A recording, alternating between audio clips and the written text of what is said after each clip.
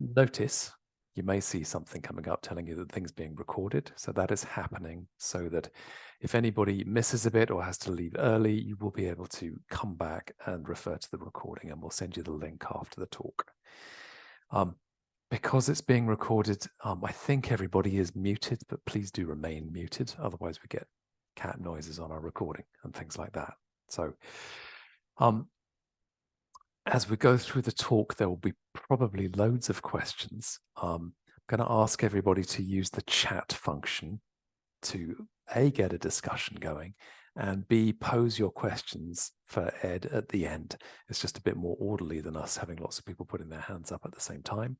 So by all means, talk to everybody, or if there's a specific question you want, you'll find that you can direct your chat to me as the host. So, I think we'll make a start. It's a huge pleasure to have Professor Ed Keogh here, who has been a colleague for many years. Ed he's professor of psychology at the University of Bath. I understand now deputy head of department at psychology and deputy director for the Bath Centre for Pain Research. Some of you may know that he's had a long-standing interest in issues like sex and gender in pain, and also in attention and attentional interruption in pain states. And most recently, and I'm hoping we're going to get a little bit of this, he's achieved some really nationally significant funding to look at big data and large studies of psychosocial issues in chronic pain and in the transitions from acute to chronic and otherwise. So I will stop there and say thank you, Ed. Please take it away. Super, thank you very much. And I will now try to share my screen, so I hope it's all right. So I'm hoping you can see something. Can you see things? Brilliant. Right, okay, I got the all clear from Jeremy. So thank you very much for a very kind introduction. And also thank you for inviting me. It's absolutely delighted to be able to sort of come along and share some of these sort of things that we've been doing recently with you. As you can see from the title, I've sort of put it in a sort of a broad psychosocial framework. That's the sort of the idea behind what I'm going to try and do today. And I really want to I think, push sort of two, I think, hopefully straightforward sort of messages, which is really building upon the biopsychosocial approach to pain and really sort of direct it towards two sort of hopefully newish ways of thinking about this to try and move it forward. One is to take what I would sort of suggest is a multi-level approach around the psychosocial factors, and I'll elaborate more on what that actually means, and really focus mostly on the psychosocial component, really trying to broaden it out to include the more social context in which pain occurs. And I'll use the topic of sex and gender as a way of illustrating those particular ideas. And then what I'll do is I'll move on to the work that we're currently doing, which Jeremy alluded to, which is this AP-BP funded project. And this is sort of work in progress. So there'll be few results, but more, this is what we're trying to do, and this is where we're actually going, why we think it's important. And as you'll see, it very much builds upon that idea of a multi-level approach to understanding pain, but it also then draws in this idea of pain being not a static situation, but actually something which changes over time, and bringing ideas like low and high impact pain, and really sort of use the AP-DP project as a way of illustrating that and the directions we're going in. And then, as you see, a few final thoughts around this. So two key messages is a multi-level approach and seeing pain as being a dynamic experience. That's the take-home messages from today, really. Okay, so to introduce it, I mean, hopefully you're familiar with the idea of this idea of a biopsychosocial approach. I think what's interesting though is when you sort of start looking at what's actually being conducted. Whilst we talk about biological and psychological and social factors, I think most of the research that's conducted tends to focus on the individual. And that could be at either the sort of biological level of biomarkers, etc., or similarly around psychological factors as well. So we're often interested in fear avoidance within the individual, and come across terms like catastrophizing and fear of pain, and those sorts of concepts. So these are sort of, if you like, the usual, if you like, familiar areas that we have seen develop. But of course, what we are increasingly more aware of now is how pain doesn't actually happen in isolation, and that the wider social context in which pain actually occurs is also important. And so, the way, who we're interacting with, how we're interacting with them, and importantly, how people are interacting with those when they're in pain as well. So it's a bi-directional relationship. It's interpersonal, it's dynamic. It's around the social interactions we have. And I've put on the slide there a few examples where we can think about just the way in which we communicate pain is so dependent on other people. So for pain being a subjective internal experience, we're very dependent upon being able to say to somebody else, I'm in pain, it hurts here, for this duration, this intensity, in this way, in this body area. And it needs people to be able to detect this. So for effective caregiving, you need to be able to detect pain in others. So with that in mind, you can sort of see why other people are important, and the whole range of sort of different sort of interactions that we have with different significant others. And, I'm sure from, the work that we know happens at the RUH, the idea of sort of parent-child interactions, other areas are around how we interact with significant others such as couples, spouses, etc. And of course, we can think about the interactions that occur between healthcare professionals and patients. So these are all examples of different sort of interpersonal sort of interactions that we have. But then we can move it even further and think about what's actually going on within these sexual interactions. And we know what type of, some interactions can be positive, some can be more negative. And I've given a few examples on the slide there where, more on the negative side, but things like social isolation, can creep in. And we certainly saw this in response to sort of COVID and the way in which, during lockdown, how isolated this could be generally, but in particular for those with chronic conditions. So we know about that, but then again, broadening out even further, there are marginalized groups and there's issues around feeling stigmatized, and even broader social factors, societal factors, structural factors, such as access to resources, poverty, education, those sorts of things. So we can broaden it out even further, away from the individual to the environment in which we're actually living in. And these are all thought to be important in the context of pain. But increasingly, although acknowledged, haven't really been explored in too much detail. And I think partly because it's actually quite difficult to do as well. So there are reasons there, I think, for this. So we're aware of the biological and the psychological and social side of things. We are very aware of this particular model. But again, I think that the focus has been sort of less so on the social and a little bit more on the biological and psychological, the individual level. So really, I think for today, I'm sort of really going to highlight the importance of actually moving us beyond the individual to incorporate the broader social and societal context in which pain operates. And as you can see this, I'm going to focus on the psychosocial. That doesn't mean I'm ignoring or dismissing the importance of biology. I think that's important. It's in part of that individual level, and I'll come back to that a little bit later. So these two directions, different levels of analysis, which I'll start off with, and then move on to this idea of states and transitions. So just to schematically show you what we're talking about here, if you think about the individual level, well, here, this is biological biomarkers. It's the things, the psychological side of things, the sort of things that we might be fairly familiar with. So as well as biomarkers, those fears, thoughts, feelings, those ways in which we individually think and feel. So those are all the sort of part and parcel of what I think we're used to. But as you can see, we can broaden it out. We can talk about the interpersonal side of things, how the relationships we have, how we communicate with one another, roles such as empathy, inclusion, those are sort of concepts which moving us to the way in which we interact with others. And the idea here is that this can also have an impact on pain. And then we can broaden out even further to the group level. different social categories, different environments that we work in. We have different identities. I'm currently in lecturer professor identity mode, but later I might go to the gym, and then I'll be in a sort of different sort of way of my identity will be different. So we have different identities, different social groups, and different group memberships. And again, we can start thinking about not just the groups that belong, the groups that belong to, but also how there are multiple groups. And we belong to multiple, how we have multiple identities and how they may intersect with one another. So there's, again, you can think about things at a group level. And then finally, as I sort of indicated earlier, we've got the broader society level. We're talking much more about environmental factors, cultural, education, and even the political context in which we're operating.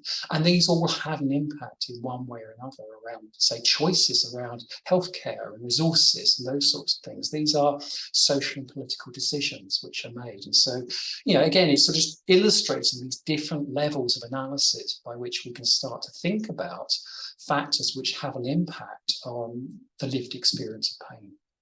So that's if you like, the broad context. And really what I'm going to do now is sort of move this a little bit further and think about, well, okay, what about all these factors? How do we start to put this together? How do we sort of make sense of this? There's lots in there, of course, and how do you do all of this? So we can start thinking about the nature of the relationship between these variables. We can think about, well, these individual level variables, how do they maybe predict pain, disability, etc. We can think about them individually. We can think about them collectively. So, maybe clustering them, individual, interpersonal, group, and societal. Do we need to be thinking this multi-level approach to see what is the relative contribution at an individual level or collectively? How do these interact? These are the sorts of questions that start to emerge when you take this multi-level approach. It's not just put in all these different factors, but think about how they may cluster together and the nature of the relationship, which levels are most important, how do they interact with each other. So within that context, we're often interested in which of these psychosocial factors across the board are related to pain. And we can think about the nature of the relationship here as well. And often what we're interested in, what we're identifying are, say, risk factors and that have a direct effect. I'm just giving you an example here where you might be very interested in pain-related worry, which would be at an individual level, and you'll be very interested in, okay, does that predict the development of chronic pain, or does it predict the maintenance of chronic pain in some form or another? But there are other types of relationship. And again, this is think of different ways in which we can think about these relationships. We can also think about moderators. So we might be not just interested in how pain-related worry contributes to the maintenance of chronic pain, but what situational factors might actually moderate that or change the direction or the strength of that relationship. So you might find that pain-related worry is certainly related to, say, a more negative outcome, but maybe it's moderated or changed by the context in which we find ourselves. There may be ways of buffering against these things. And so here's where I'm starting, is trying to bring in some situational factors that might interact with these individual level factors as well. And then we can, and especially from a psychology perspective, we might also be interested in mechanisms and the reasons why, for example, pain-related worry is related to maybe the maintenance of chronic pain. And this is one of the areas that we're currently thinking about, is how the way in which we think, as well as what we think, may be important. And here we come up with a concept such as sticky thinking, where it's difficult to move and be flexible around one's thinking. Maybe that is just a reason why worry is related to pain. Again, just suggestions. Again, looking at it at a different level. I was struggling to think of a societal way of mediating this, so I ended up going back to the individual level. But you can see the way in which we can start thinking about not just about the factors that are predicting pain, but the way in which these factors interact with one another and how they come together. And looking at it at an individual, situational, group level approach. So as you can see, it becomes fairly complicated, and I'll try and reduce that. But I mean, we're talking about people's lives, and people's lives are complicated. So it's not surprising that all these factors may, in some form or other, have an impact, and how they may have a different impact depending on the individual and the context in which they're in. Okay, so what I've really been trying to argue here is that a multi-level approach is helpful. It starts to push us towards different ways of thinking, and how this might help us better understand why pain varies. And after all, that's one of the key questions we have. We know pain is highly variable, and we want to know what are the factors that contribute to that variation, help us understand that variation. By understanding the causes of the variation, then maybe we can do things about that. We can intervene in some way. So as Jeremy said, I've been very interested for 20 plus years around the idea of sex and gender differences. And I'm just going to use that as an example of how, moving beyond the individual and thinking about the wider sort of context in which pain occurs, with it using sex and gender as an example, and relate that to some of the work that we've been doing over the past 20 years to really try and illustrate that point. But really what I'm trying to say is, look, we have this idea of a direct relationship, that we know there's evidence for sex differences in pain, that men and women differ in pain, and we're interested in what are the factors that may be moderating this or mediating it, and also whether or not we can move this outside of the individual into a wider social context. So apologies for the very busy slide. I'll run through this gradually, but on the top left, it's just giving you an example of some of the evidence there is for differences between men and women. And we can see this across a range of sort of different types of evidence. And you can see in the table a few examples of sort of more epidemiological type, prevalence type studies that generally show that I think I'll slide the wrong way around there. So, women are reporting more pain in comparison to men. So the labels are the wrong way around them. So men are reporting less pain in comparison to women. That's a typical finding that we see, that women are reporting more pain in more body areas over the lifespan in comparison to men. In addition, we can look in the clinic and we can look in the lab, and again, similar sorts of patterns emerge. And I've given you some examples in the box on the top right there of a few conditions where you typically see that difference between men and women emerging, with women reporting or presenting with a higher instance of these pain conditions in comparison to men. We can bring people into the lab and use pain induction protocols, and again, you see differences in pain sensitivity. There is limited, but there is some evidence to suggest there may also be differences in treatment responses. In fact, I can cast my mind back, I think, just about 15 years where we actually did do some work in the pain centre at the RUH, where we were looking at how pain does change over the course of the treatment, and whether or not there are gender differences which emerge. And yes, there were. So again, it's sort of, the direction is a little variable. So there aren't many studies. I think this is really an area that we need to be thinking about in more detail. But if you put it all together, what the pattern that emerges is that there are sex gender differences, that women are reporting more pain in comparison to men. So that's if you like, the direct effect. What we're interested in is why, and what factors may moderate that relationship. So what I haven't explained to you here is that what we also note is that although women are reporting more pain in comparison to men, it can be moderated or changed or depend upon age. So there's less. So these differences between men and women seem to emerge around puberty and through into older adult life. So earlier on in life, although there's still evidence for differences, they don't seem to be as strong in comparison. That's been shown in both the lab and as well as in the clinic. So there's age may be a moderating factor here. So it may depend upon this sex may depend upon another variable. I think we're also interested in mechanism. And so this is where we get into, well, why are there these differences? And here we can look at some individual mechanisms. And here are some examples of some biological factors which have been proposed as helping to explain why there is this variation between men and women.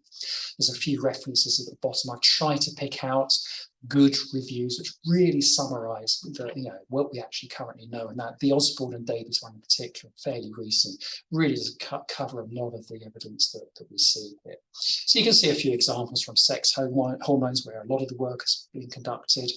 There's little bit of work around genetics and spinal modulation and those sorts of stuff. And increasingly, there's been an emphasis on function, and that's where I think the current direction seems to be going. But you can see here we've got some biological mechanisms on mediating these differences at an individual level.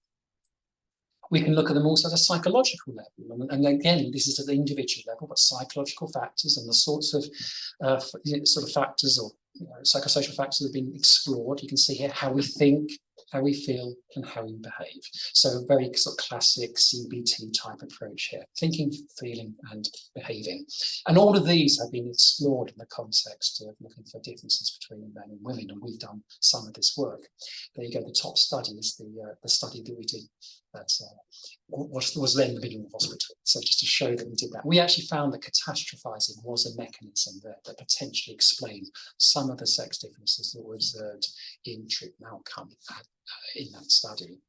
We've also looked at other more individual attitudinal expectations, beliefs, and in particular focused on gender role beliefs and looking at the way in which our expectations around how the typical man and the typical woman may operate when in pain, how that may affect not just our own pain responses, but how we judge other people. And that's something I'll come back to a little bit later. So we have views around men and women's, very stereotypical views often, around how men and women cope with pain, for example, or how people respond to pain.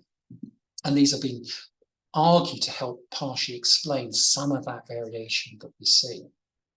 Behaviourally, again, we can look at how people behave and look at, for example, pain communications, and really interesting work that's beginning to emerge around that, and whether or not there are differences in how we communicate pain to one another, and also how observers may be understanding the pain cues that are being presented. And again, some examples there. Also coping and more behavioural responses. Are there differences in what men and women, boys and girls, say they engage in when in pain? And there's some suggestions here that, again, perhaps a little stereotypical, but men are typically reporting using more avoidance and distraction type approaches, whereas women may be more likely to report engaging with more social support systems. And again, I think there's evidence to sort of that is linked up with that. So again, it's just pointing at these sort of different ways in which we are thinking and feeling, but again, it's at this individual level. So very much this is where the bulk of the research that's been conducted has operated. But I would say I'm interested in this multi-level approach of moving outside of the realms of the individual. And here, I think one of the arguments we've been sort of making is that actually, again, pain doesn't happen in social isolation. And actually, we can start thinking about the way in which we interact with one another and whether or not the context in which pain occurs is a gendered context. And start arguing recently that actually, if you think about sex and gender factors and how they may have an impact on a person when they're in pain, well, similarly, that sex and gender beliefs about other people, etc., will also have an impact on observers and those around us. And so here, this diagram is very much trying to build upon that particular idea that maybe there are, the way in which we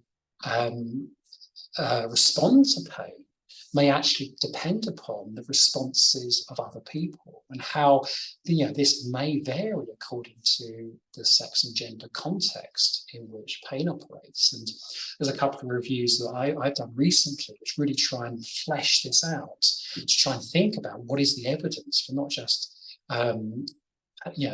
sex and gender operating at an individual level, but an interpersonal level as well. How we communicate, how others respond to us, those sorts of things when we're in pain.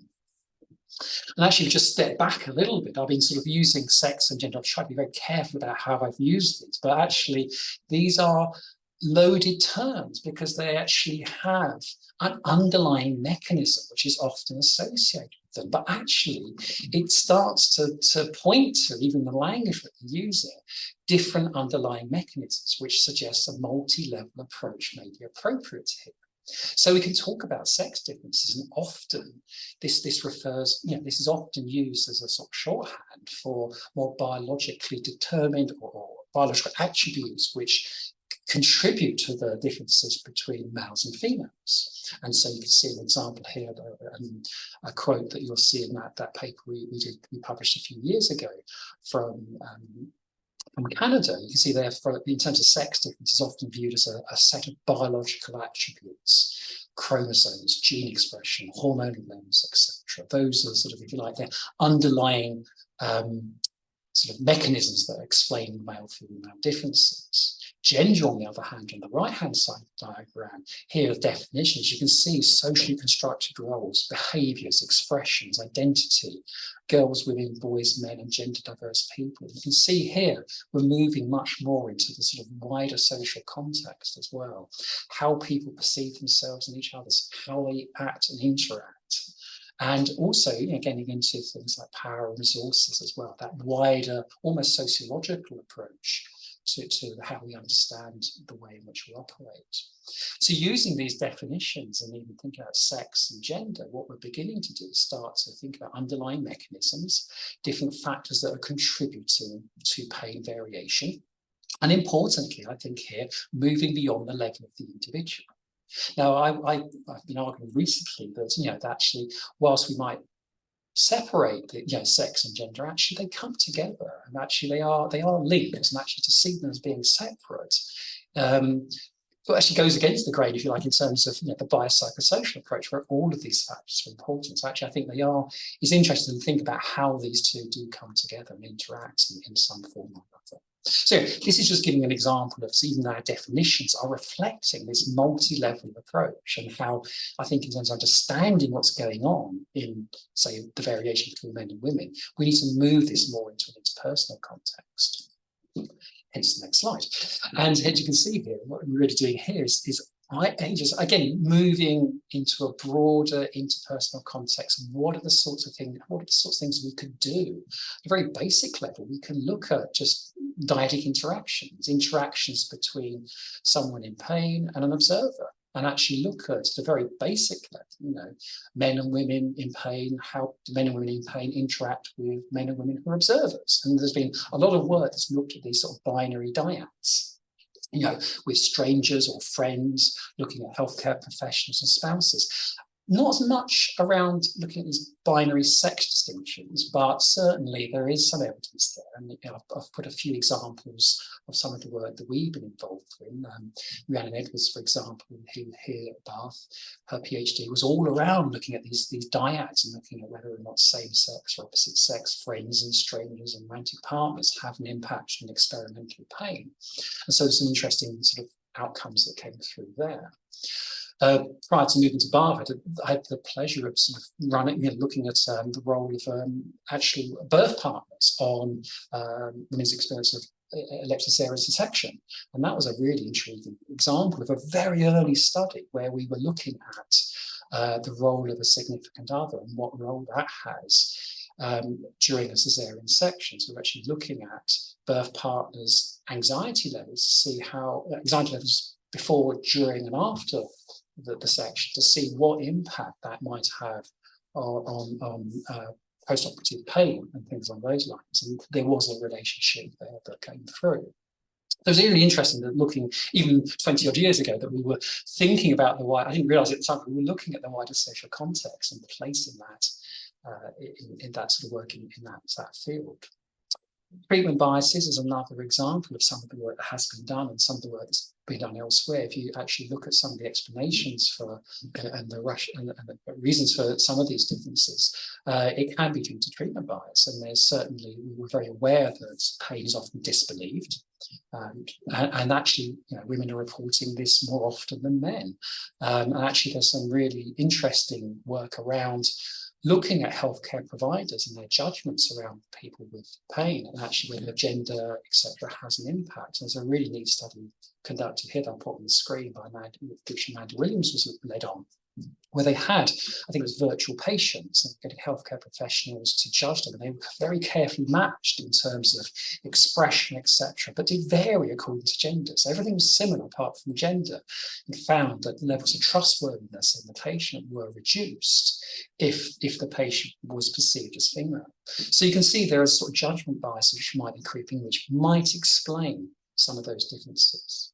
And I've already alluded to the differences in communication. I think we still don't really know much about this. We know there's pain language, of course, and pain expressions, and this has been explored, but actually looking at whether or not sex and gender factors have an impact here, on the whole, hasn't really been explored in too much detail. It's very difficult to draw any conclusions. Outside of pain, there's a whole wealth of information and literature around emotion expression, whether there are sex and gender differences, and we can draw on that to inform this idea of how we're interacting in pain and how that may be important, how the communication, how we communicate pain is important and can be affected by the context in which we're in. So if you can see that the sex and gender side of things is really sort of pushing us towards better understanding the wider social context in which things occur. So I've argued so far, we've got this, if you like, binary sex difference in pain that we're interested in, but also we know that observers may have a mediating or moderating effect here. Who you're with may change the nature of how pain is expressed. Gender biases might be a reason why there are sex differences in some chronic pain, and that might be another possible explanation. So you can see by thinking about this multi-level approach and thinking about the different ways in which these factors interact, you start to build a much more detailed and complex picture around and hopeful explanations to why these things are important. So, making sure I'm not going too over time. I think I'm actually on time, which is nice. The final part really is then really sort of move this into where we're going next. So what I've argued so far very much is that a multi-level approach is really important. I've given you some examples. The sex and gender example is very much looking at an interpersonal level. I didn't move it into the group level, the wider societal level. That hasn't really been explored in that context. There's some examples, but there aren't that many. So I very much limited it to that interpersonal level. So there's this massive gap out there. We don't really understand, beyond the individual and perhaps the interpersonal, those broader social categories, that are levels that I mentioned. And we were very sort of aware of this when we were working quite recently, think about how do we really push forward to go beyond the individual, think about this wider multi-level approach. And this is really what shaped a lot of the work that we're currently doing. And Jeremy alluded to this sort of new sort of large-scale project that we're involved in. And this is very much taken this idea of a multi-level approach to think about how we could apply that approach to better understand the psychosocial factors that have an impact on pain. Here, we are part of something called the Advanced Pain Discovery Platform, or APDP, which I think you may have heard. And our consortium is right at the bottom there, highlighted in yellow for your convenience. But just to point out, this is one of a number of very large-scale, similarly sized consortia that have been funded recently over the past couple of years. It's a major investment from the UK research councils, MRC, BBSRC, SRC, along with South Right. It's a 50-50 split. And you can see 24 million being earmarked for this work. These are huge amounts of money. I think it's one of the largest UK investments in pain research, and it's an absolute pleasure to be part of this. We have four big pain consortia, of which you can sort of see the different approaches. Some are linked with more neuropathic pain, for example, visceral pain. Some are linked with pain inequality, especially around early life experience, the CAPE project, and also the Alleviate project, which is a really interesting innovation, I think, where there's an idea of bringing together pain data into a big pain data hub, a resource that we can actually access. And actually, we are tasked with our consortium to actually upload our data that we find into this resource. So the Alleviate project is very much about creating a long-term hub of pain data that we can tap into and search for and look for linkage where possible. So this is a major investment in both infrastructure, but also in terms of pain discovery. As you'll see from the bottom one, our consortium, which we call CRISP, is really, as you can see from the title, we are focusing on individual, interpersonal, and the wider social influence around pain. It's that multi-level approach that we're really taking here. It's a large consortia. I think we've got about 17 co-investigators, I think, at the last count. I won't go through all of these, you'll be pleased to hear, but just to show you, we've got sort of, was it 7 or 8 different institutions, 16 or 17 co-investigators, and you can see, and this is a range of different areas of interest, from psychology and almost anthropology in places, anesthetics, primary care, and also there's a very large, core fundamental lived experience component which is informing the work that we're actually doing. And Candy McCabe and Caroline Graham are sort of very much heading up that component. So within this, there is that lived experience component, which is central to what we're actually doing here. Okay, so what are the goals of the project? Our goals are very much to identify a minor goal, trying not to have all the psychosocial factors that are relevant to chronic pain.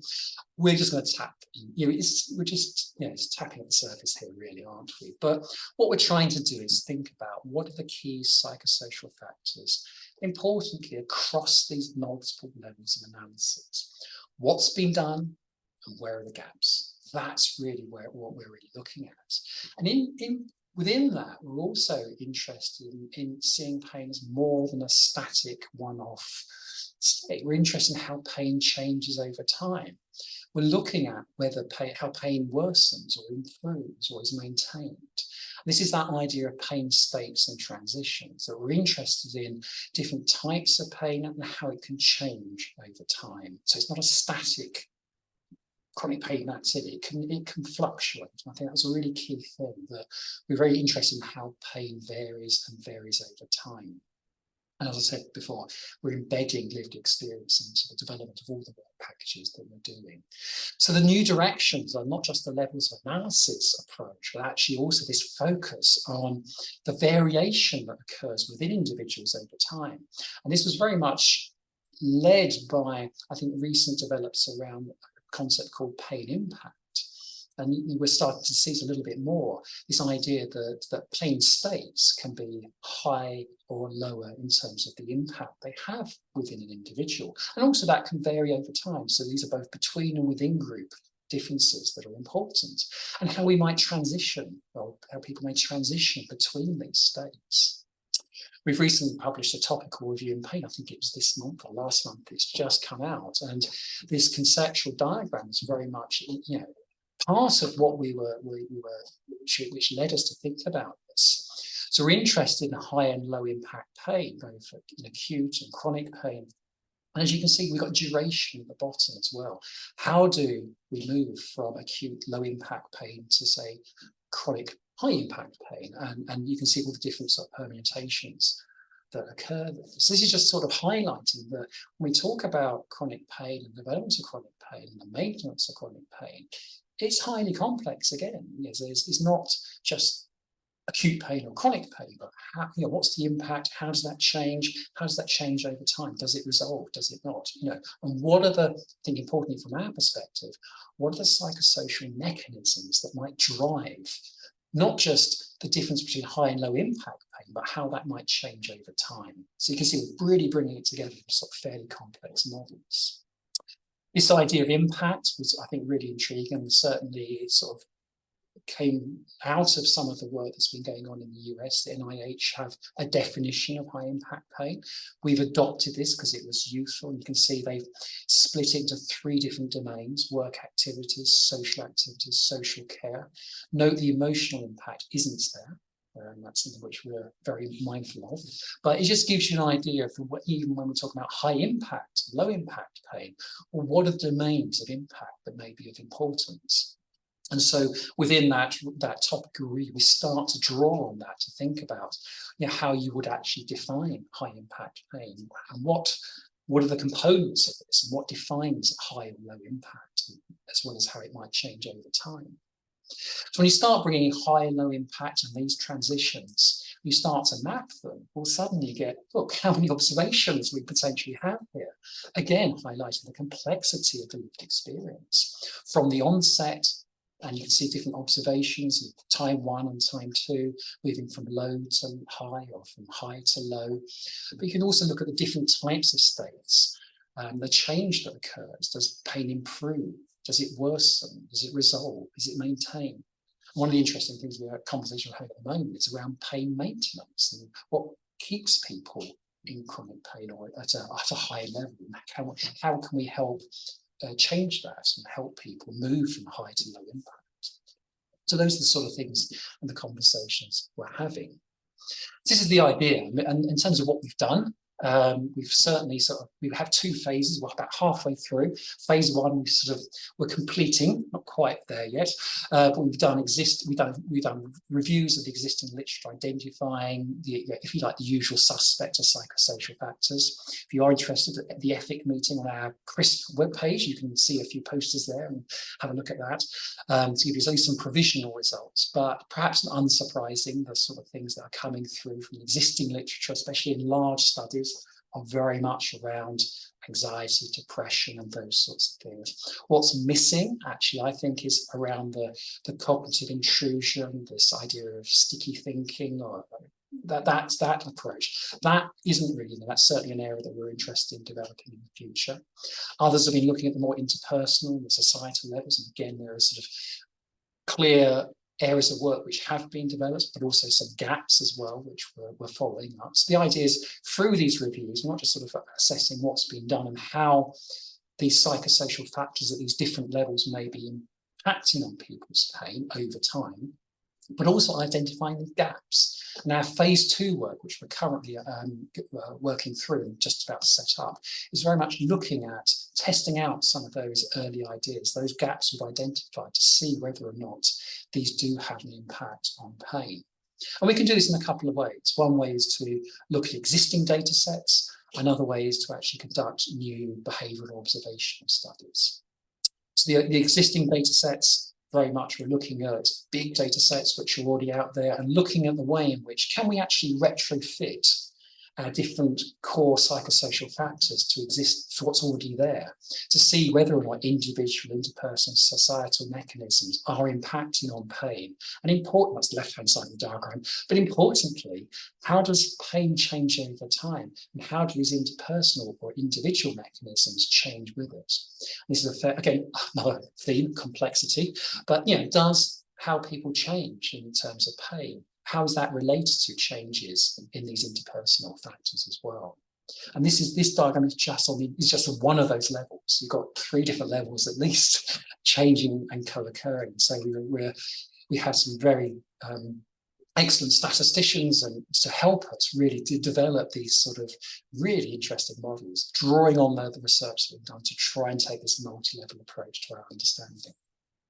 So this is work in progress. We're not there yet. We don't have any results yet. I'm sorry. 2 years' time, I will come back and deliver the results that we've discovered.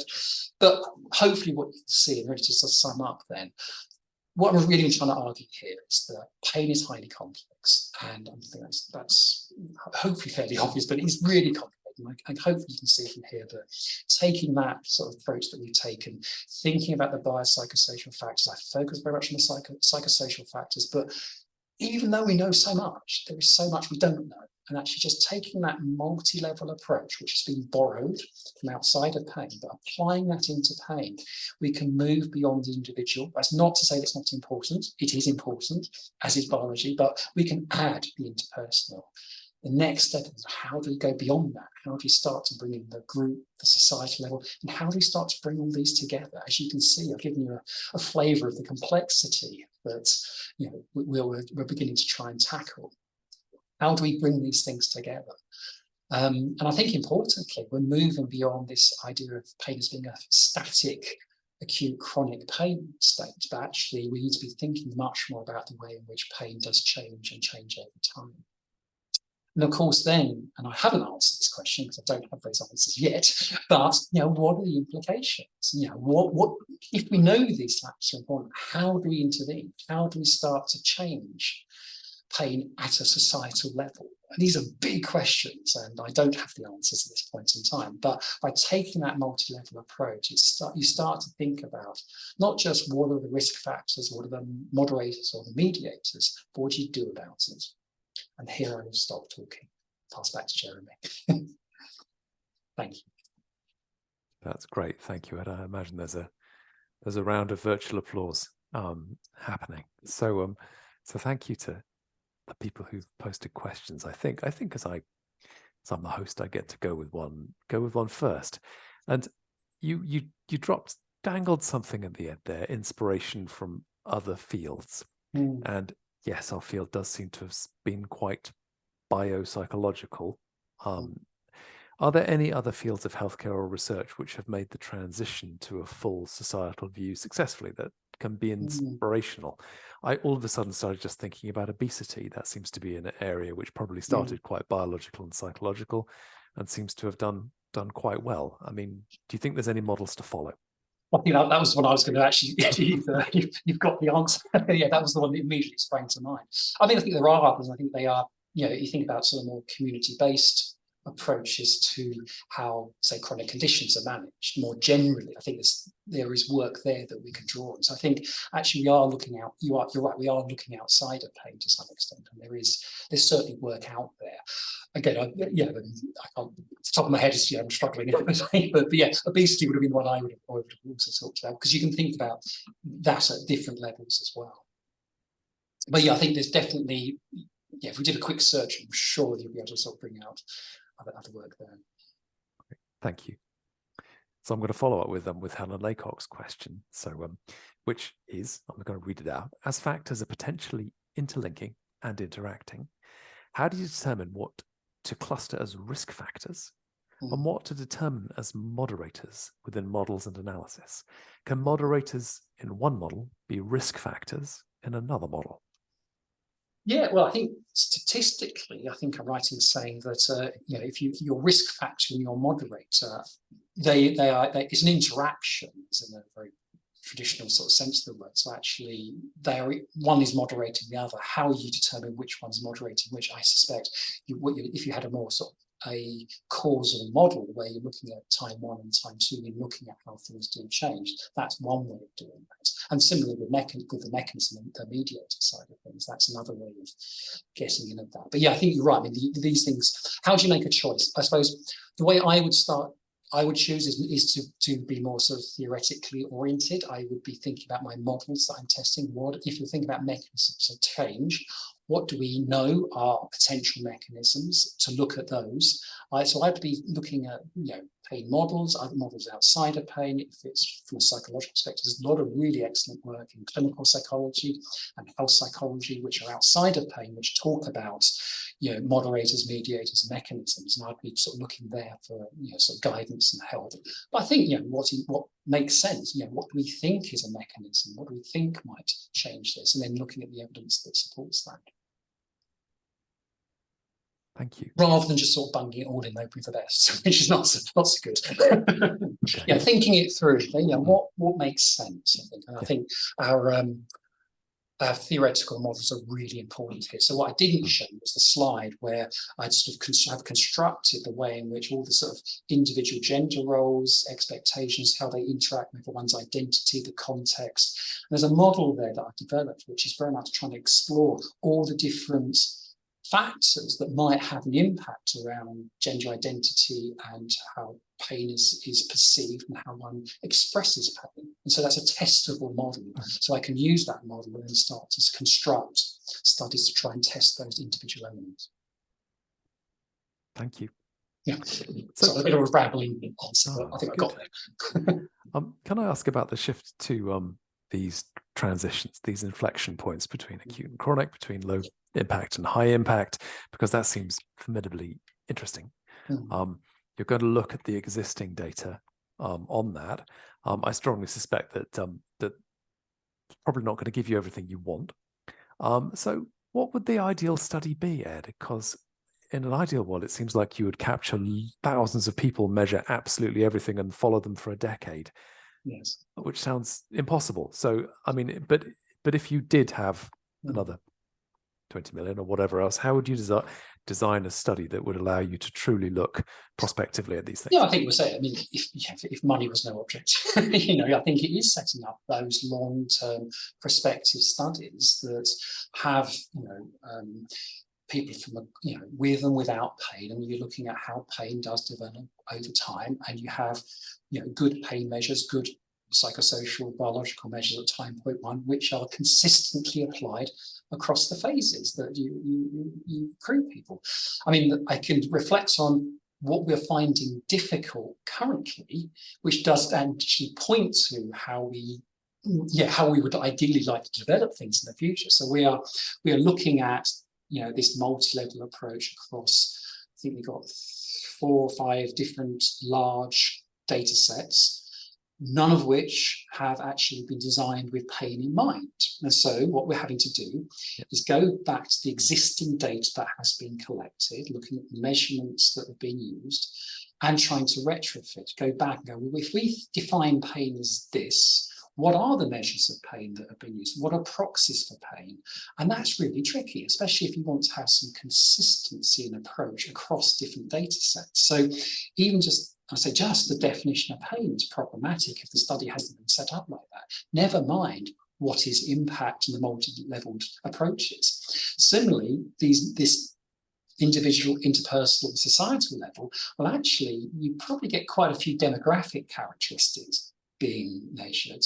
You probably don't get many pain-specific individual. You won't get a fear avoidance measure or something like that in there. So you're having to infer from more general anxiety depression scales. And there's the next to nothing around the interpersonal side. You might get something on family membership, things along those lines, but you're inferring these things. So we're having to go back and put together as best we can across these different dimensions, different levels, and there are gaps. And I think that's one of the advantages of looking across these big data sets where they have different strengths or different variables that are being measured. So we can explore in one data set early experiences in life. In other one, we're using Ausbach, for example, which is during the 90s, it's how people have developed over time.